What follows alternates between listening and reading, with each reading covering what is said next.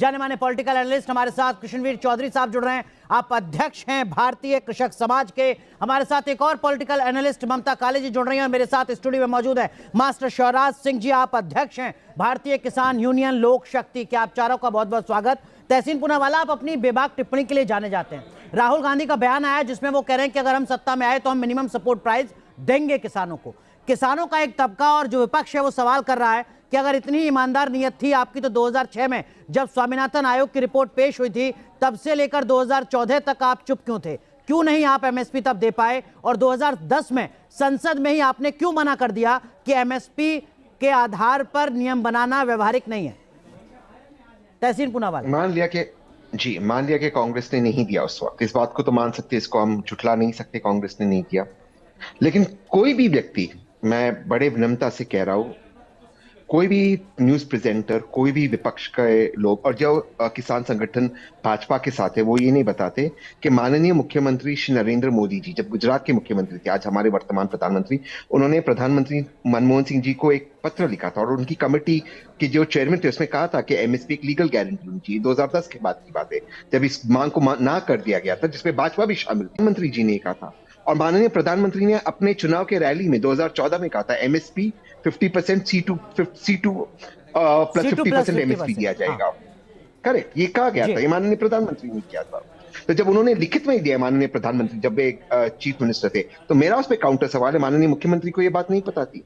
और जो वादे उन्होंने किए थे उसको अब निभाना है। अब कांग्रेस ये वादा करी, कल अगर कांग्रेस सत्ता में आती और नहीं निभाती तो आपका पूरा राइट है कांग्रेस से ये सवाल पूछने का। लेकिन आज जिसने वादा किया तो नहीं निभाया, उससे तहसीन, जो आपने सवाल खड़ा किया मौजूदा सरकार से जुड़ा, वो वैलिड पॉइंट आपका। लेकिन ये तो आप ईमानदारी से कह सकते हैं ना कि कांग्रेस भी किसानों को मिनिमम सपोर्ट प्राइस देने और एमएसपी पर कानून बनाने के लिए, खासकर जो C2+50 का फॉर्मूला है, उस पर ईमानदार नहीं रही 2006 से 2014 तक।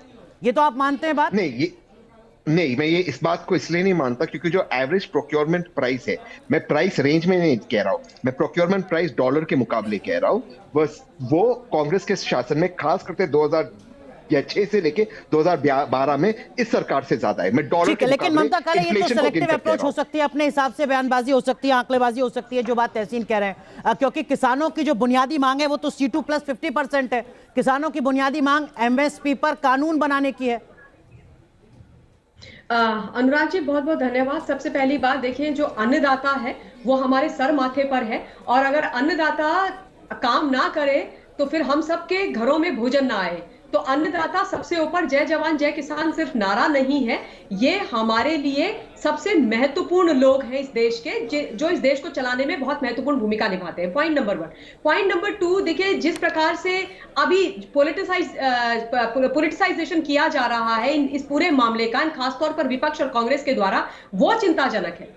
आज से पहले मुझे आप बताइए इस देश के अंदर कब कांग्रेस पार्टी किसानों के साथ खड़ी रही? अगर आप आंकड़ा निकालने के लिए बैठेंगे तो सबसे ज्यादा किसानों ने आत्महत्या इस देश के अंदर किसके शासनकाल में? लेकिन ऐसा नहीं है ममता काले, कांग्रेस का प्रवक्ता बताएंगे कि देखिए साहब, स्वामीनाथन आयोग तो बनाया ही हमने था। वो बताएंगे कि 2008 में किसानों की कर्ज माफी हमने ही की थी 72,000 करोड़ की। देखिए अनुराग जी, अगर स्वामीनाथन आयोग इन्होंने बनाया था तो फिर इनको इतना लंबा समय क्यों लग गया उसको लागू करने में? क्यों नहीं किया आज तक? मेरा प्रश्न ये है। आज राहुल गांधी जी पहिया पहिया भारत जोड़ो न्याय यात्रा में घूमते हैं और आज बोल रहे हैं कि स्वामीनाथन रिपोर्ट को लागू किया जाए, लागू किया जाए, लागू किया जाए। इनको किसने रोका था? कितने सालों तक, 2006 से 14 तक इनको किसने रोका था? ठीक है तहसीन, वैलिड पॉइंट ममता काले का। संक्षेप में आपका जवाब, फिर मैं बाकी पैनलिस्ट के पास जाऊंगा। तहसीन, संक्षेप में। इसका जवाब मैंने पहले ही दे दिया था अनुराग भाई कि कांग्रेस के पास उस वक्त बहुमत नहीं थी, और उसके बाद स्वामीनाथन कमेटी बनने के बाद जब कांग्रेस ने मना किया, ये वैलिड पॉइंट नहीं हो सकता। न्यूक्लियर डील पर सरकार से समझौता किया जा सकता है, किसानों को मिनिमम सपोर्ट प्राइस देने के नाम पर बहुमत की बात होगी। मैं इसकी बात करता हूँ सुनिए ना। स्वामीनाथन कमेटी जब कांग्रेस ने बनाया उसके बाद कर्ज माफ किए, लेकिन उसके बाद एक दूसरी कमेटी बनाई सारे चीफ मिनिस्टर्स की कि इसको एमएसपी को, बिल्कुल मुझे याद है बहुत अच्छे जी, और माननीय मुख्यमंत्री मोदी जी ने कहा, उसके बाद उन्होंने कहा कि हमें करना है।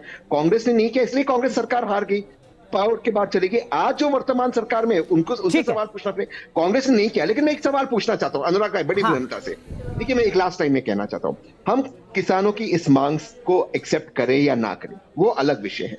हम ये भी मान सकते हैं कि नॉट जस्टिफाइड है, लेकिन कील ठोकना, उन पर टीयर गैस बम के माध्यम से गिराना, ड्रोन से, उन पे पेलेट बुलेट्स चलाना, ये क्या जायज है? क्या है? हमारे लोग नहीं है? अगर हम इनको सलाम करते हैं, इनके सामने हम सर लेकिन झुकाते हैं, तहसीन क्या भाई ये फिर करना चाहिए? 2010 क्या का किसी अन्ना भी देश में होना आंदोलन चाहिए?